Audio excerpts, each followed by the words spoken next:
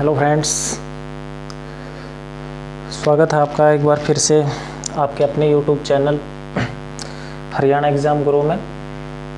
आज जो है मैं दोस्तों हरियाणा जो हमारा पार्ट चला हुआ उसको कंटिन्यू रखेंगे, लेकिन काफ़ी बच्चों की डिमांड थी कि सर जो साइंस है उसका सिलेबस भी करवाएं। तो आज शुरुआत कर रहा हूँ मैं बायोलॉजी से। साइंस की बात कर रहे हैं आज हम, और जो हमारे हरियाणा की बात करें हम तो 1857 की क्रांति जो है वो चली हुई थी, तो वो है आपकी जो नेक्स्ट वीडियो होगी उसमें कंप्लीट करवाई जाएगी। ये मत सोचना आप कि उसको वहीं पे हमने जो है वो रख दिया है, वो भी आपकी कंप्लीट होगी। ठीक है, देखिए टाइमिंग रख देंगे हम कि दिन में सुबह मान लीजिए 10 बजे के आसपास आपकी डेली साइंस की वीडियो अपलोड हो, और शाम को मान के चलिए 6 के बाद आपकी जो है वो हरियाणा जीके से रिलेटेड जो भी वीडियो है, आपकी जो भी सिलेबस चला हुआ है वो कंप्लीट किया जाए। ठीक है, तो आज जो है हम इस वीडियो में बात करेंगे साइंस की, और साइंस में भी हम पढ़ते हैं फिजिक्स, केमिस्ट्री, बायोलॉजी, तो हम बात करेंगे बायोलॉजी के बारे में। ठीक है दोस्तों, और साइंस रिलेटेड एक जो हमने क्विज़ प्रतियोगिता है या फिर डेली क्विज एक्सरसाइज जो है वो भी चलाई हुई है, तो आप बार बार मैं नहीं बताऊंगा, टेलीग्राम चैनल से आप जुड़ सकते हैं, वहाँ से आप जो है वो PDF डेली क्वेश्चन जो है आप प्राप्त कर सकते हैं। ठीक है दोस्तों, चलिए बात करते हैं हम जीव विज्ञान के बारे में, बायोलॉजी के बारे में। बिल्कुल डिटेल से पढ़ना है हमें, एक एक चीज़। ये नहीं है कि मैं एक टॉपिक आज करवा दिया, नेक्स्ट ये कंप्लीट हुआ नहीं कि सेकंड टॉपिक में पहुंच गए, नहीं, ऐसा नहीं होगा। पूरा टॉपिक कंप्लीट होगा जितनी भी वीडियो बनाई जाए, और उसके बाद जो है हम नेक्स्ट टॉपिक में बढ़ेंगे। तो देखो, सबसे पहले हम बात कर लेते हैं जीव विज्ञान के बारे में, बायोलॉजी के बारे में, कि बायोलॉजी होती क्या चीज़ है। हम पढ़ते हैं इसको, सभी बच्चे जानते हैं इस बात को, साइंस में पढ़ते हैं हम, साइंस का पार्ट है। तो आप बताओगे बायोलॉजी जो है branch of science, branch of science which deals with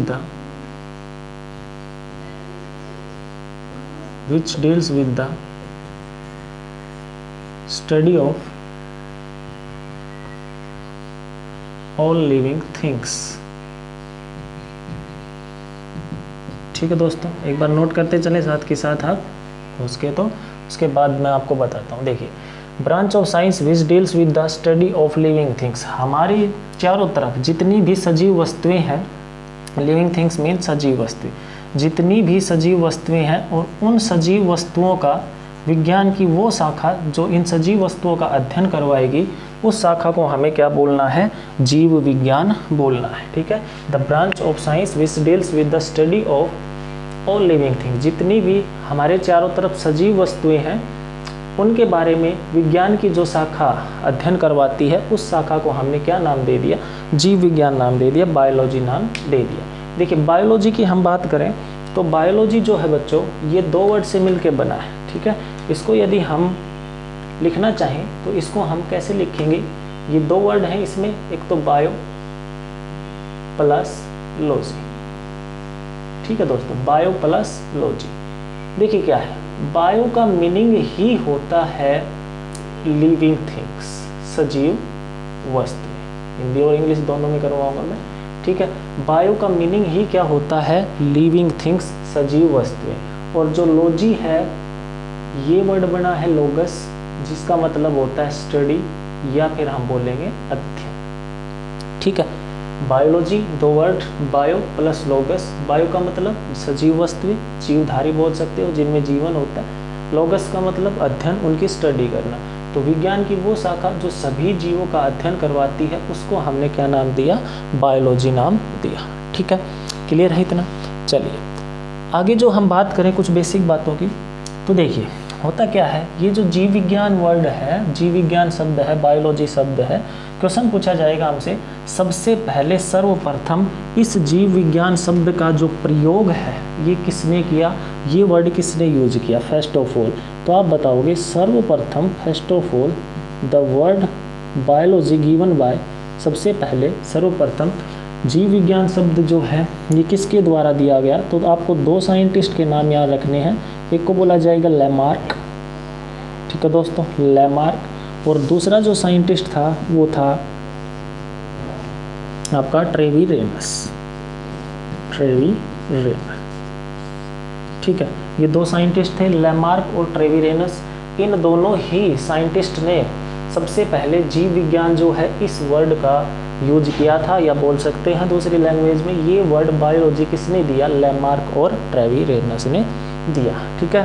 कोई भी चीज़ जो है हमें समझनी है, आप क्या करते हैं, इनको रटने की कोशिश करते हैं, ऐसा नहीं करना है, ठीक है। समझ के आप याद करेंगे, इनको अच्छे से याद होगा, ठीक है। पूरा टॉपिक जो है आपको करवाया जाएगा। लैमार्क और ट्रेविरेनस ने जीव विज्ञान शब्द का प्रयोग सर्वप्रथम किया। अब देखिए मैं थोड़ा सा बताता हूँ इसके डिटेल के बारे में। जीव विज्ञान या बायोलॉजी जो है ये हमें कवर कितनी ब्रांच में करना है, तो देखिए जीव विज्ञान जो है इसको मैं डिवाइड कर दूंगा 3 पार्ट में। 3 पार्ट में जो है हम जितना भी हमारा जीव विज्ञान या बायोलॉजी का सिलेबस है इसको कंप्लीट करेंगे, ठीक है। सबसे पहला जो पार्ट है बच्चों उसको मैं बोल देता हूँ आपका जूलॉजी, ठीक है, जूलॉजी। दूसरा जो पार्ट है उसको हम बोलेंगे बोटेनी, ठीक है, बोटेनी। और तीसरा जो पार्ट है उसको हम बोलेंगे माइक्रोबायो, माइक्रोब्स या माइक्रोबायोलॉजी, ठीक है। इसको हम हिंदी में बोलते हैं जीव जंतु विज्ञान, जंतु विज्ञान। इसको बोलना है बच्चों वनस्पति विज्ञान, या फिर बोल सकते हो आप पादप विज्ञान, वनस्पति विज्ञान, ठीक है। और माइक्रोबायो की बात करें हम तो इसका मतलब होता है सूक्ष्म जीव विज्ञान, सूक्ष्म जीव विज्ञान, ठीक है। तो इन 3 पार्ट में मीन्स जंतु विज्ञान, उसके बाद वनस्पति विज्ञान और उसके बाद जो है सूक्ष्म जीव विज्ञान, इन 3 पार्ट्स में हम जितना भी हमारा बायोलॉजी का सिलेबस है उसको हम कवर करेंगे, ठीक है। अब इतना जो है पढ़ेंगे तब जाके हमारा बायोलॉजी का कंप्लीट सिलेबस होगा। अब देखिए ये आप समझ गए होंगे नाम से ही, जो जंतु विज्ञान है इसमें आपको किसके बारे में पढ़ना है, जितने भी हमारे सराउंडिंग में चारों तरफ जीव जंतु हैं उन सभी के बारे में आप पढ़ेंगे। किसके बारे में, किस में पढ़ेंगे आप, उन सभी के बारे में, जंतु विज्ञान। इसमें हमें ह्यूमन बीइंग, मानव तो है, ठीक है, ह्यूमन बीइंग इसके बारे में पढ़ना है, और जो एनिमल बच गए आपके बाकी के उन सभी के बारे में हम किस पार्ट में कवर करेंगे, जूलॉजी के पार्ट में कवर, ठीक है। बोटेनी जितने भी पेड़ पौधे हैं उन सभी के बारे में, उनकी जो भी फिजियोलॉजी होगी उन सभी के बारे में हमें किस में पढ़ना है, किस में कवर करना है, बोटेनी सेक्शन में कवर करना है, ठीक है। पौधों में पाचन कैसे होता है, वो श्वास कैसे लेते हैं, ये सारी चीज़ें जो है पौधों के बारे में अध्ययन बोटेनी में, जीव जंतुओं के बारे में अध्ययन जूलॉजी में, ठीक है। और जो सूक्ष्म जीव विज्ञान, आपने नाम सुना होगा जीवाणु, बैक्टीरिया, विषाणु, ठीक है, शैवाल या फंगई, इन सभी के बारे में हम जो बात करेंगे, इन सभी के बारे में डिटेल से जो पढ़ना है वो किस पार्ट में पढ़ना है, सूक्ष्म जीव विज्ञान में हमें कवर करना है। क्लियर है इतना। अब क्वेश्चन जो है इनसे बनते हैं उनके बारे में आप सुनेंगे ध्यान से। देखिए हमने ये बात पढ़ी अभी तक कि जो जीव विज्ञान है, बायोलॉजी है, ये वर्ड किसने यूज किया, लैमार्क और ट्रेविरेनस, इन दोनों ने। अब क्वेश्चन ये आता है जो जीव विज्ञान है, बायोलॉजी, इसका जनक किसे कहेंगे, ठीक है। जीव विज्ञान का पिता या जीव विज्ञान का जनक किसे कहेंगे, who is the father of biology. तो आपका आंसर रहेगा बायोलॉजी जो है बच्चों, इसका जनक, फादर ऑफ बायोलॉजी किसको बोलते हैं, अरस्तु, किसको बोलते हैं, अरस्तु, या फिर आपको मिलेगा एरिस्टोटल, एरिस्टोटल, ठीक है जी। बायोलॉजी जो है इसका जनक अरस्तु या फिर एरिस्टोटल। अगर हम बात करें स्पेशली ही जंतु विज्ञान की, जंतु विज्ञान की, तो जंतु विज्ञान की जब हम बात करेंगे तो इसका फादर माना जाता है किसको, अरस्तु को, एरिस्टोटल, ठीक है। इसका फादर भी कौन हो गया प्यारे बच्चों, अरस्तु हो गया, किसका, जंतु विज्ञान या फिर जूलॉजी का। बात करें हम बोटेनी के बारे में, बोटेनी का फादर किसे कहना है, किसको बोलते हैं? तो आपका आंसर रहेगा थियोफ्रेस्टस।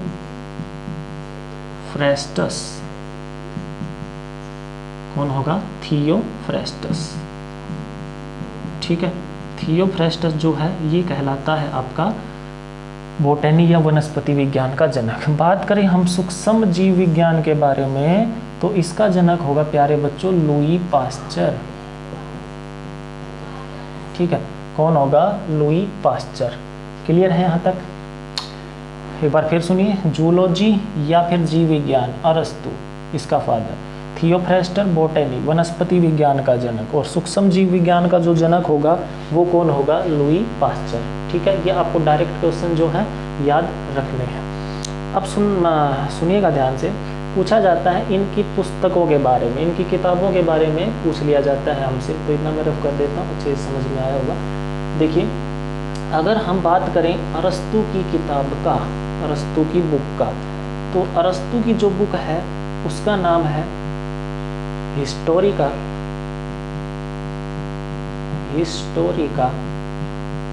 एनिमलम।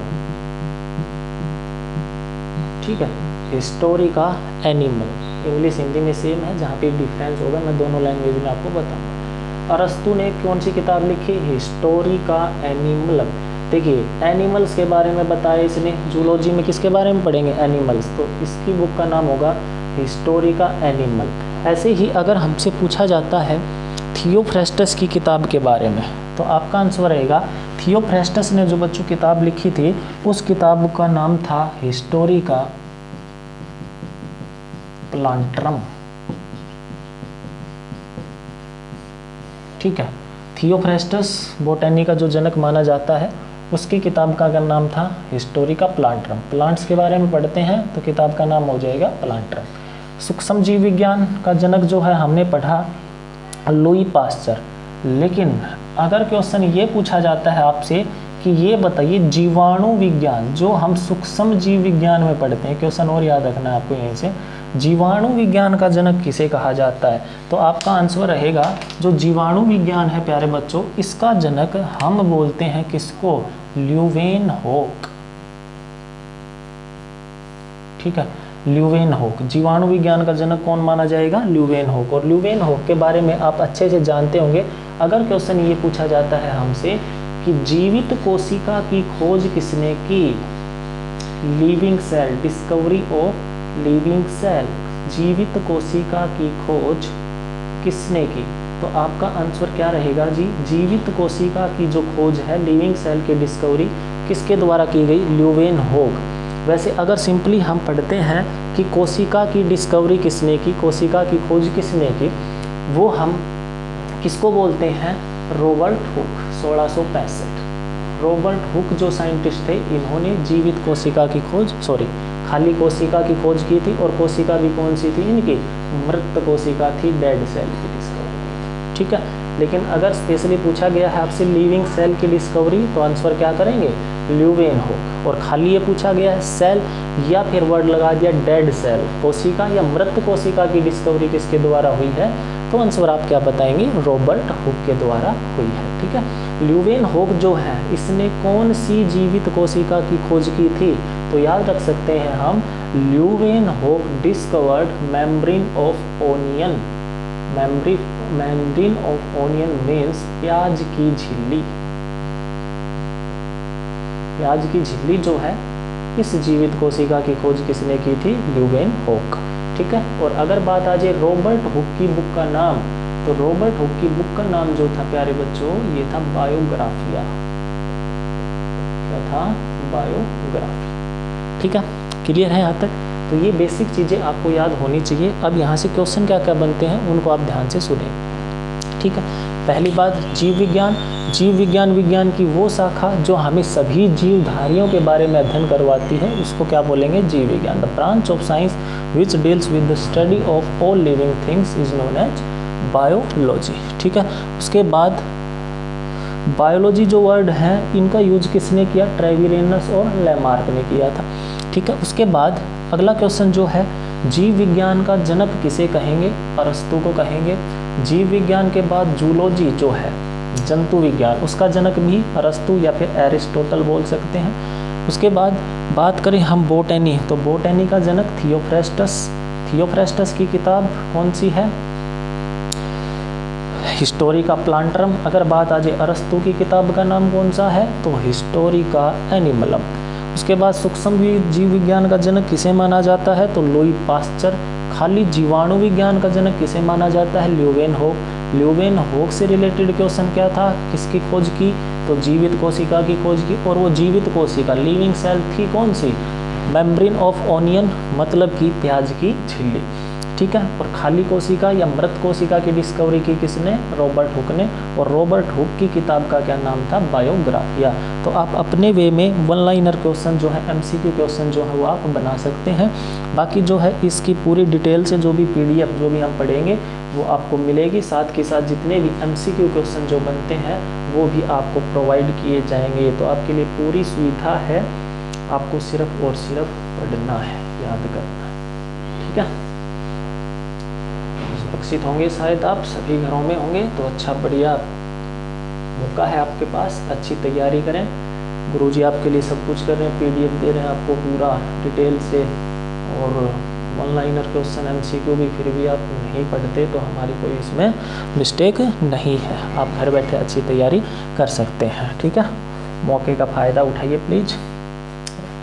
रिक्वेस्ट मान लीजिए इसको, या फिर एक सजेशन मान लीजिए, सुझाव मान लीजिए, ठीक है। चलिए आगे हम बात करते हैं। देखो अब मैंने बताया बायोलॉजी को 3 पार्ट में कवर करना है, जूलॉजी, बॉटनी और माइक्रोबायोलॉजी, मतलब जंतु विज्ञान, वनस्पति विज्ञान और सूक्ष्म जीव विज्ञान में हम इसको कवर करेंगे। तो सबसे पहला जो पार्ट होगा हम वो कवर करेंगे जूलॉजी। जूलॉजी मतलब जंतु विज्ञान, और जंतु विज्ञान में हम जनरली ह्यूमन बीइंग के बारे में पढ़ेंगे, मानव के बारे में पढ़ेंगे, और मानव के बारे में सभी जो प्रोसेस हैं उनके बारे में डिस्कवरी करेंगे, जैसे डाइजेस्टिव सिस्टम, हमारा पाचन तंत्र। उसके बाद हम बात करेंगे न्यूट्रिशन, पोषण, ठीक है। उसके बाद हम बात करेंगे स्कल्टल सिस्टम, हड्डियों वगैरह के बारे में, जिसको बोलते हैं स्कल्टल सिस्टम, कंकाल तंत्र। उसके बाद हम रेस्पिरेटरी सिस्टम भी पढ़ेंगे, ठीक है, श्वसन तंत्र। उसके बाद हम उत्सर्जन तंत्र, एक्सीरेटरी सिस्टम भी पढ़ेंगे।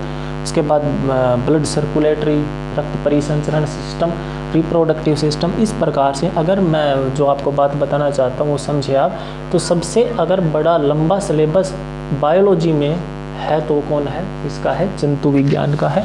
ये कंप्लीट, तो ये मान के चलिए आपकी 75% जो बायोलॉजी का सिलेबस है, पोर्शन है, वो कंप्लीट माना जाता है, ठीक है।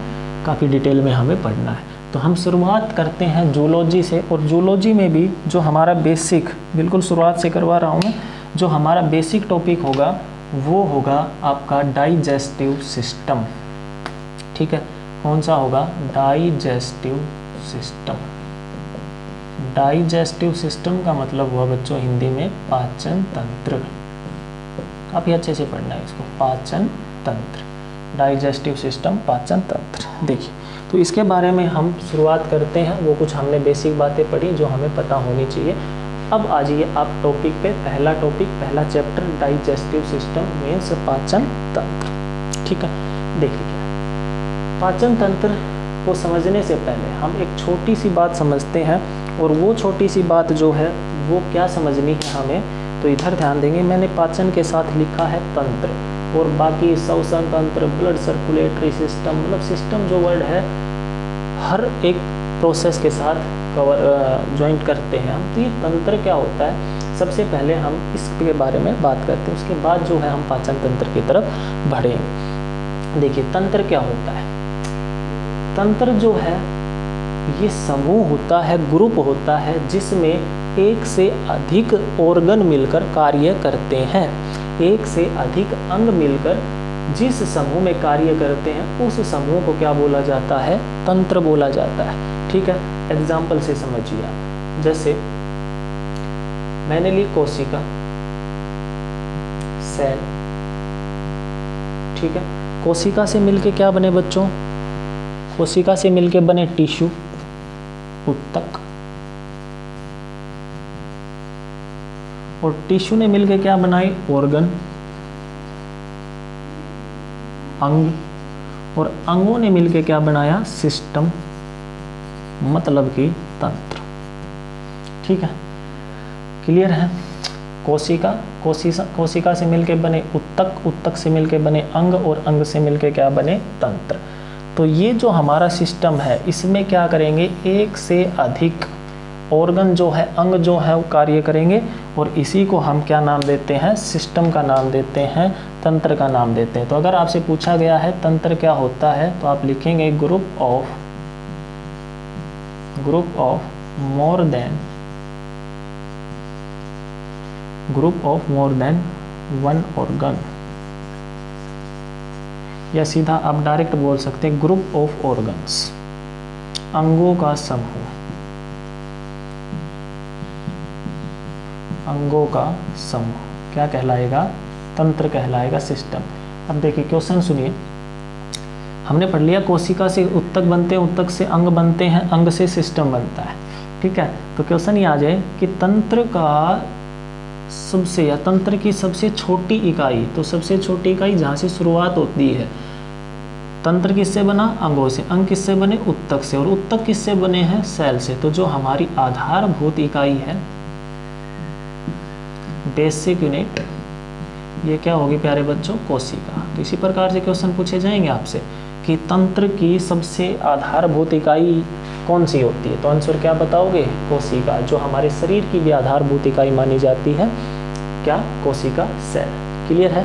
तो तंत्र आपको समझ में आया, जिसमें एक से अधिक ऑर्गन या एक से अधिक अंग कार्य करते हैं, उसको हम क्या बोलते हैं, सिस्टम बोलते हैं, तंत्र बोलते हैं। अब हम बात करते हैं पाचन तंत्र की। देखिए पाचन तंत्र में भी क्या होगा, एक से अधिक अंग जो हैं वो कार्य करेंगे, जो हमें डिटेल में यही तो बातें पढ़नी है इस टॉपिक में।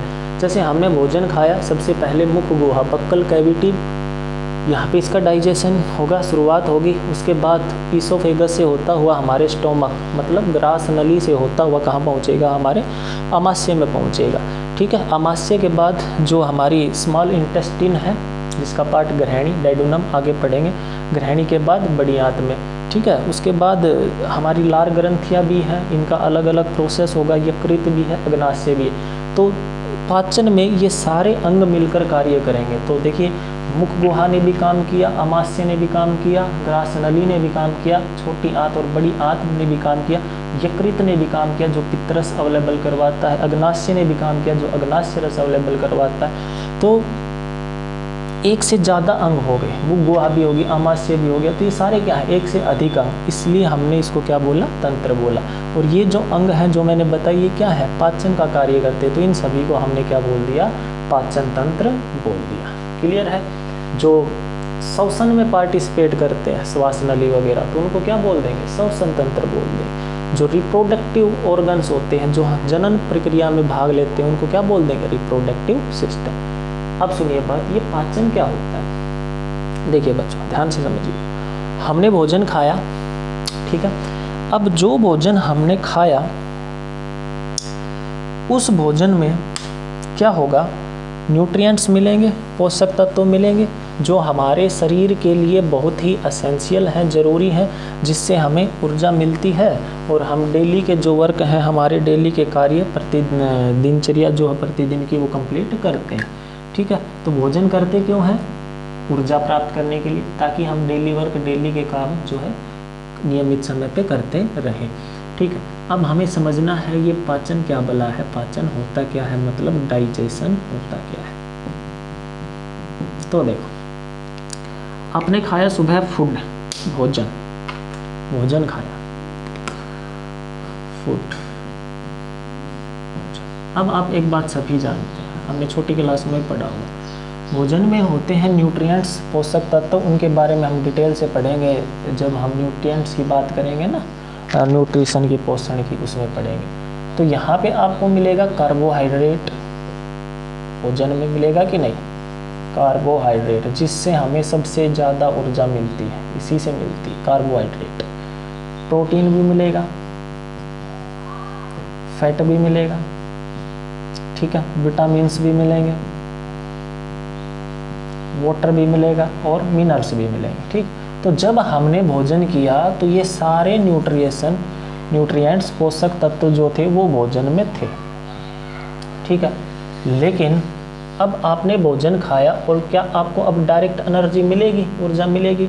तो आपका आंसर रहेगा नहीं मिलेगी। पहले क्या करना पड़ेगा, भोजन से ये जितने भी न्यूट्रिएंट्स हैं, जितने भी पोषक तत्व हैं, इनको सेपरेट करना पड़ेगा, अलग करना पड़ेगा।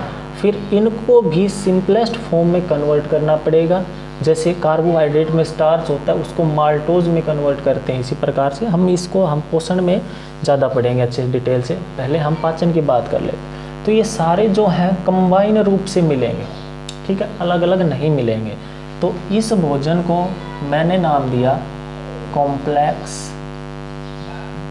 फूड। आप समझिए, पीडीएफ में सब कुछ आपको मिलेगा, कंप्लीट मिलेगा। कॉम्प्लेक्स फूड स्ट्रक्चर, ठीक है। मीन्स इसको हमने बोल दिया जटिल भोजन संरचना, जटिल भोजन संरचना बोल दिया इसको, जिसमें कार्बोहाइड्रेट, प्रोटीन, फैट, विटामिन, खनिज, जल सारे एक साथ थे, ठीक है। अब हमें इनसे एनर्जी लेनी है इस भोजन से, तो क्या करना पड़ेगा, ये जो कार्बोहाइड्रेट है, जो प्रोटीन है, फैट है, विटामिन है, इनको अलग अलग करना पड़ेगा, सेपरेट करना पड़ेगा, फिर हमारे शरीर को ऊर्जा मिलेगी। तो कहने का मतलब क्या हुआ कि जो जटिल भोजन संरचना का भोजन था जो हमने खाया था, उसको हम सरल भोजन संरचना में कन्वर्ट करेंगे, ठीक है। जो कॉम्प्लेक्स फूड स्ट्रक्चर था उसको हम सिंपल फूड स्ट्रक्चर में कन्वर्ट करेंगे, ठीक है। यहाँ पे ये सारे एक साथ थे और यहाँ पे ये सारे अलग अलग हो गए। कार्बोहाइड्रेट अलग, प्रोटीन अलग, विटामिन अलग, सब कुछ अलग अलग। अब हमारे शरीर को ऊर्जा इनसे आसानी से मिल पाएगी, तो हम हमारे कार्य कर पाएंगे। क्लियर है? तो जब हम, अब सुनो पाचन, जब हम जटिल भोजन संरचना को सरल भोजन संरचना में तोड़ देते हैं, जितने भी हमारे पाचन अंग हैं वो जब कॉम्प्लेक्स फूड स्ट्रक्चर को कन्वर्ट कर देते हैं सिंपल फूड स्ट्रक्चर में, तो इसी प्रोसेस को क्या बोला जाता है, पाचन बोला जाता है, ठीक है। क्या बोला जाता है, पाचन। फिर से सुनिए, the process in which complex food structure converts into simple food structure to get energy. जब सरल भोजन संरचना में टूट जाएगा, सिंपल फूड में टूट जाएगा, तो हमारे शरीर को क्या मिलेगी, सिंपल सी बात है, ऊर्जा मिलेगी। तो इसी पूरे प्रोसेस को हमने क्या बोल दिया, डाइजेशन बोल दिया। हिंदी में क्या बोलेंगे, जटिल भोजन संरचना को सरल भोजन संरचना में बदलना, जिससे ऊर्जा प्राप्त हो, या ऊर्जा प्राप्त करने के लिए जटिल भोजन संरचना को सरल भोजन संरचना में परिवर्तित करना क्या कहलाता है, पाचन कहलाता है, ठीक है। आया समझ में? चलिए आगे बात करते हैं। तो आई होप यहाँ तक आपको अच्छे से समझ में आया होगा, ठीक है। अब हम आगे बात करते हैं। अगर कोई चीज़ समझ में ना आई हो तो आप कमेंट बॉक्स में जाएं, कमेंट करें, तो जैसे ही नेक्स्ट वीडियो होगा तो आपकी जो प्रॉब्लम्स हैं उसको पहले सॉल्व आउट किया जाएगा। अब देखिए, हम बात कर रहे हैं पाचन के बारे में, डाइजेशन के बारे में। तो मैंने बताया पाचन तंत्र में एक से अधिक अंग कार्य करेंगे, उसी को तो सिस्टम बोला था, अभी हमने तंत्र बोला था। तो हमारा नेक्स्ट जो पार्ट है, नेक्स्ट क्वेश्चन वो क्या है कि डाइजेस्टिव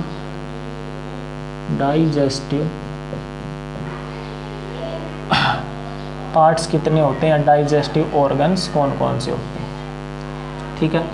तो इसको भी हम दो पार्ट में पढ़ेंगे, दो चीज़ों। एक को बोलना है आपको, आपका पार्ट होता है आहार नाल, एलिमेंट्री कैनाल। एलिमेंट्री कैनाल मतलब आहार नाल, इसको हिंदी में बोलेंगे, ठीक है, आहार नाल। और दूसरा जो पार्ट है वो होगा आपका डाइजेस्टिव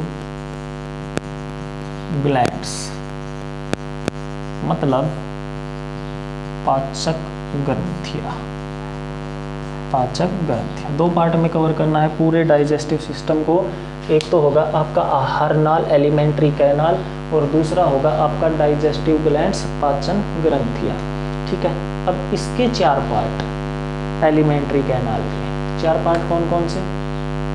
पहला बक्कल कैविटी,